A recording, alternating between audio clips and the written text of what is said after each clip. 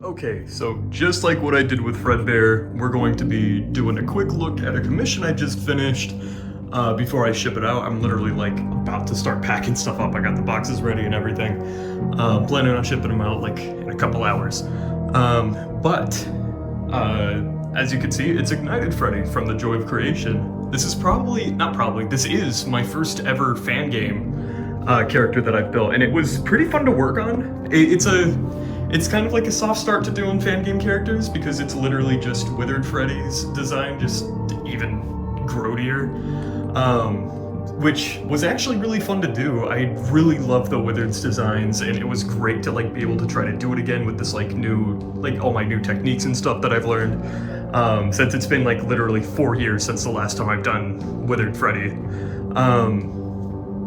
This is a completely wearable costume with LED eyes, as you can see. And then I even went through the effort of adding some of the endoskeleton bits. Like most of my commissions, this is meant to be worn with some kind of like undersuit that's either metallic or black to help like disguise all of your parts in between the limb segments. And then it's got adjustable and detachable like little Velcro bits keeping all the limbs together. That way when you're wearing it, they don't slide off, or, you know, you can like keep it together for posing and stuff. I think one of the most interesting parts about building this was just how much weathering I had to do compared to like even the nightmares, because I'm used to like having to show some kind of restraint. So I ended up like when I first started like doing the weathering, like I did it to the torso and I started thinking like, oh, that doesn't look right. That looks way too clean. Like for Ignited Freddy, that is, because this is a character that's supposed to look like he's been, you know, through the worst of it. Like he probably set on fire a couple times,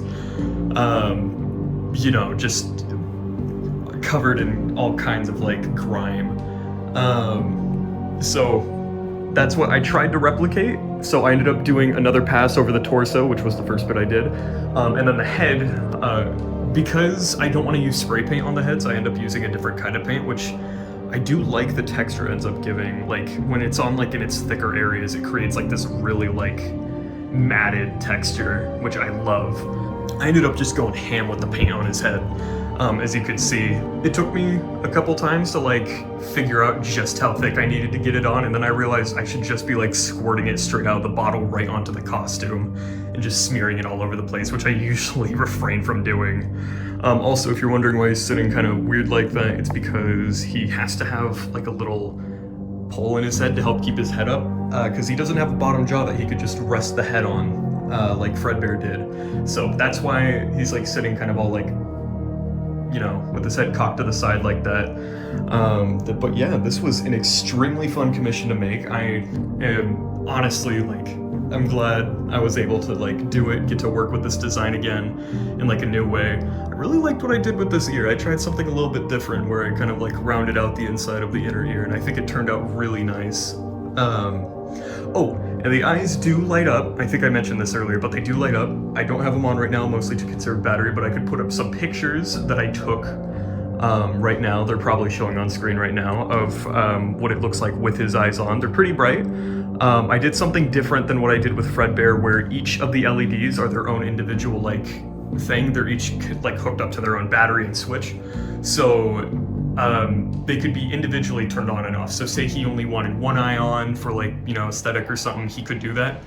This costume's nowhere near as big as Fredbear. I don't have any good pictures of me wearing it because the person who commissioned me is smaller than me, and I don't want to, you know, screw up the costume. I did some like test wears of the larger segments, like of the torso and stuff, back before it was fully done, just to make sure it was, you know, it looked okay to wear. I could put up those pictures here now too. But like I said, that was back before I had completely finished it.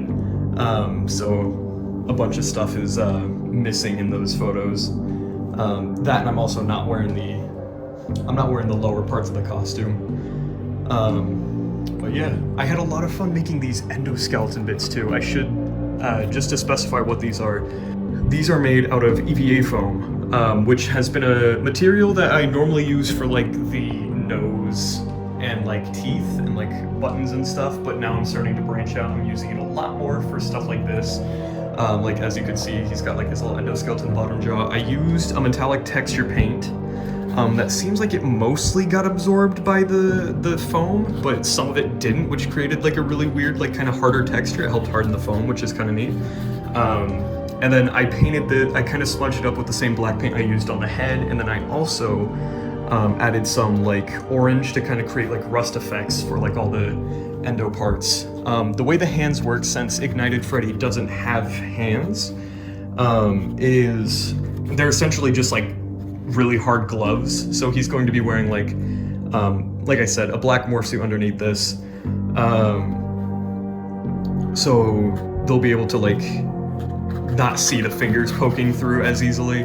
Like obviously they're still going to be there, but they're not going to be as noticeable. Because, you know, you still want to be able to hold stuff in the costume. It was either this or I just make like some EVA foam boxes to put the hands in and just like not be able to like interact with stuff. And that would make taking off and putting on the costume a hell of a pain. You would already with these costumes, it's very difficult to put them on with like just yourself. Like I highly recommend having some kind of like just like a friend or something to help you like get in and out of them, so you can like get in and out of it like without, you know, like hurting yourself or the costume. To be fair, it's kind of hard to hurt yourself when you're literally wearing the equivalent of like sofa cushions, but you know. Anyways, I've been rambling on for pretty long. I'm just really excited to have this done. It was so fun to make, and I cannot wait to like see what this guy does with it once it arrives. Anyways, thank you guys so much for watching. If you like these videos and you're new here, feel free to subscribe and leave a like. Anyways, yeah, that's about it. See ya.